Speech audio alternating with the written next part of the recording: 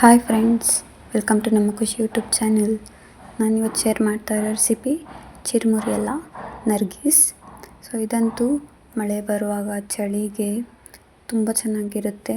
Especially evening snacks ಏನಾದ್ರು ತಿನ್ನಬೇಕಂತ ಅನಿಸುತ್ತೆ, ಆವಾಗ ಈ ರೆಸಿಪಿ ಟ್ರೈ ಮಾಡಿ, ತುಂಬ ಚೆನ್ನಾಗಿರುತ್ತೆ. ಸೊ ಇದಕ್ಕೆ ನಾನಿಲ್ಲಿ ಒಂದು ಈರುಳ್ಳಿ ತೊಗೊಂಡಿದ್ದೀನಿ, ಚಿಕ್ಕದಾಗಿ ಕಟ್ ಮಾಡಿಕೊಂಡು. ಸ್ವಲ್ಪ ಕೊತ್ತಂಬರಿ ಸೊಪ್ಪು, ಒಂದು ದೊಡ್ಡದು ಈರುಳ್ಳಿ ಮೀಡಿಯಮ್ ಸೈಜಲ್ಲಿ ತೊಗೊಂಡಿದ್ದೀನಿ ಕಟ್ ಮಾಡಿಕೊಂಡು. ಕರ್ಬೇವಿನ ಸೊಪ್ಪು, ಸೊ ಚಿಕ್ಕದಾಗಿ ಕಟ್ ಮಾಡ್ಕೊಂಡಿರೋ ಒಂದು ಕ್ಯಾರೆಟು, 6 ಹಸಿಮೆಣಸಿನ್ಕಾಯಿ ನಾನಿಲ್ಲಿ ಉದ್ದ ಕಟ್ ಮಾಡ್ಕೊಂಡಿದ್ದೀನಿ. ಸೊ ನೋಡೋಕ್ಕೆ ಚೆನ್ನಾಗಿರುತ್ತೆ ಅಂತ, ಟೇಸ್ಟು ಚೆನ್ನಾಗಿರುತ್ತೆ.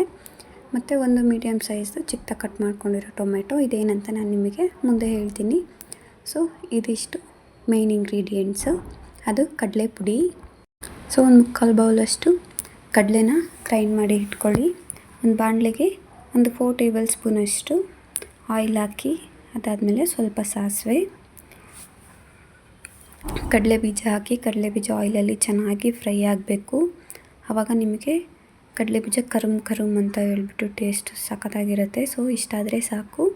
ಇದಾದಮೇಲೆ ಒಂದು ಸ್ವಲ್ಪ ಕರ್ಬೇವಿನ ಸೊಪ್ಪು ಹಾಕ್ಕೊಳ್ಳಿ. ಕರ್ಬೇವಿನ ಸೊಪ್ಪು ಅಷ್ಟೇ ಆಯಿಲಲ್ಲಿ ಚೆನ್ನಾಗಿ ಫ್ರೈ ಆಗಬೇಕು.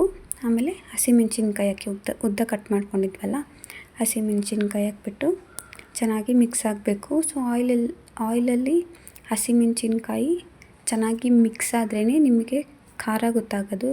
ಯಾಕಂದರೆ ನಾವಿದು ಖಾರದ ಪುಡಿ ಹಾಕ್ತಾಯಿಲ್ಲ, ಬರೀ ಹಸಿಮೆಣಸಿನ್ಕಾಯಿ ಅಷ್ಟೇ. ಸೊ ಇದು ಆಯಿಲಲ್ಲಿ ಚೆನ್ನಾಗಿ ಫ್ರೈ ಆಗಬೇಕು, ಆವಾಗ ಖಾರ ಬಿಡುತ್ತೆ, ಇಲ್ಲಾಂದರೆ ಖಾರ ಬಿಡಲ್ಲ. ಸೊ ಆಯಿಲಲ್ಲಿ ಹಸಿಮೆಣಸಿನ್ಕಾಯಿ ಚೆನ್ನಾಗಿ ಮಿಕ್ಸ್ ಆದಮೇಲೆ ಮೀಡಿಯಮ್ ಸೈಜ್ ಕಟ್ ಮಾಡ್ಕೊಂಡು ತೊಗೊಂಡಿದ್ವಲ್ಲ, ಆ ಈರುಳ್ಳಿ ತೊಗೊಳ್ಳಿ. ಅದು ಅಷ್ಟೇ ಆಯಿಲಲ್ಲಿ ಚೆನ್ನಾಗಿ ಮಿಕ್ಸ್ ಆಗಬೇಕು. ದಾವಣಗೆರೆ, ಚಿತ್ರದುರ್ಗ ಅಲ್ಲೆಲ್ಲ ಫೇಮಸ್ ಇದು ನರ್ಗೀಸ್ ಅಂತಂದರೆ ಆಲ್ಮೋಸ್ಟ್ ಎಲ್ರಿಗೂ ತುಂಬ ಇಷ್ಟ ಆಗುತ್ತೆ. ನಾನಂತೂ ನಮ್ಮ ಊರಿಗೆ ಹೋದರೆ ಮಿಸ್ ಮಾಡೋದೇ ಇಲ್ಲ, ತರಿಸ್ತೀನಿ. ಸೊ ಇಲ್ಲಿ ರುಚಿಗೆ ತಕ್ಕಷ್ಟು ಉಪ್ಪು ಹಾಕ್ಕೊಂಡ್ಬಿಟ್ಟು ಚೆನ್ನಾಗಿ ಮಿಕ್ಸ್ ಮಾಡ್ಕೊಳ್ಳಿ. ಆಯಿಲಲ್ಲಿ ಈರುಳ್ಳಿ ಎಲ್ಲ ಚೆನ್ನಾಗಿ ಬೆಂದಾದಮೇಲೆ ಈ ಥರ ಆಗುತ್ತೆ. ಈ ಥರ ಆದಮೇಲೆ ಸ್ವಲ್ಪ ಅರಶಿನದ ಪುಡಿ ಹಾಕ್ಕೊಳ್ಳಿ. ಅರಶಿನದ ಪುಡಿ ಹಾಕ್ಬಿಟ್ಟು ಚೆನ್ನಾಗಿ ಮಿಕ್ಸ್ ಮಾಡ್ಕೋಬೇಕು.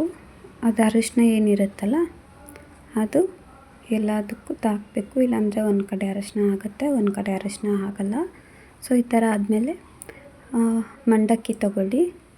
ಮಂಡಕ್ಕಿ, ಕಡಲೆಪುರಿ ತುಂಬ ಹೆಸರಿದೆ ಇದಕ್ಕೆ.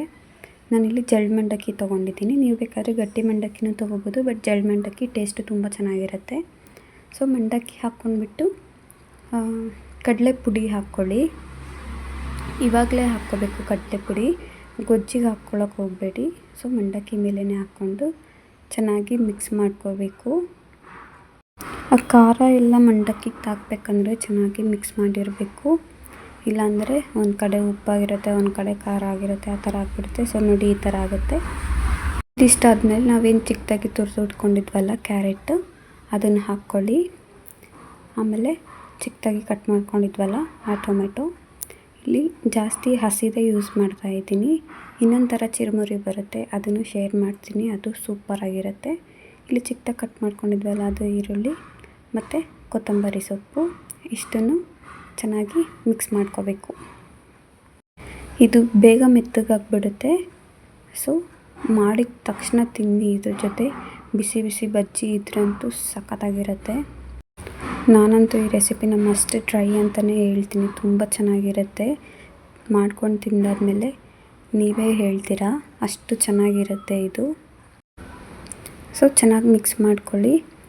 ಅದೇನು ಕೊತ್ತಂಬರಿ ಸೊಪ್ಪು, ಕ್ಯಾರೆಟು, ಟೊಮ್ಯಾಟೊ ಅದೆಲ್ಲ ಹಾಕಿರ್ತೀವಲ್ಲ, ಅದೆಲ್ಲ ಚೆನ್ನಾಗಿ ಮಿಕ್ಸ್ ಆಗಬೇಕು. ಸೊ ಚೆನ್ನಾಗಿ ಮಿಕ್ಸ್ ಮಾಡ್ಕೊಂಡಾದ್ಮೇಲೆ ಮಿಕ್ಸರ್ ತೊಗೊಳ್ಳಿ. ನೋಡಿ ನಿಮಗೆ ಯಾವ ಥರ ಮಿಕ್ಸ್ಚರ್ ಇಷ್ಟ ಅದನ್ನು ಆ್ಯಡ್ ಮಾಡ್ಕೋಬೋದು. ಸೊ ಮಿಕ್ಸ್ಚರ್ ಹಾಕ್ಕೊಂಡು ಅಷ್ಟೇ ಚೆನ್ನಾಗಿ ಮಿಕ್ಸ್ ಮಾಡ್ಕೊಳ್ಳಿ.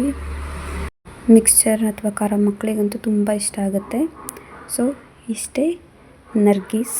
ಇದನ್ನು ಒಂದು ಪ್ಲೇಟಿಗೆ ಸರ್ವ್ ಮಾಡ್ಕೊಳ್ಳಿ. ಅದ್ರ ಜೊತೆ ಬಿಸಿ ಬಿಸಿ ಬಜ್ಜಿ ಇಟ್ಕೊಳ್ಳಿ, ಬಜ್ಜಿ ಅಥವಾ ಬೋಂಡ ಮತ್ತು ಸೌತೆಕಾಯಿ ಇಟ್ಕೊಳ್ಳಿ. ಆಮೇಲೆ ಕರ್ದಿರೋ ಮೆಣಸಿನ್ಕಾಯಿ ಎಲ್ಲ ಬರುತ್ತೆ, ಅದನ್ನು ಅಷ್ಟೇ, ಅದೆಲ್ಲ ಕಾಂಬಿನೇಷನ್ ಮಾಡ್ಕೊಂಡು ತಿಂತಾಯಿದ್ರೆ ಚಳಿಗೂ ಅದಕ್ಕೂ ಸೂಪರಾಗಿರುತ್ತೆ. ಸೊ ಇದೇ ನರ್ಗೀಸ್. Thanks for watching.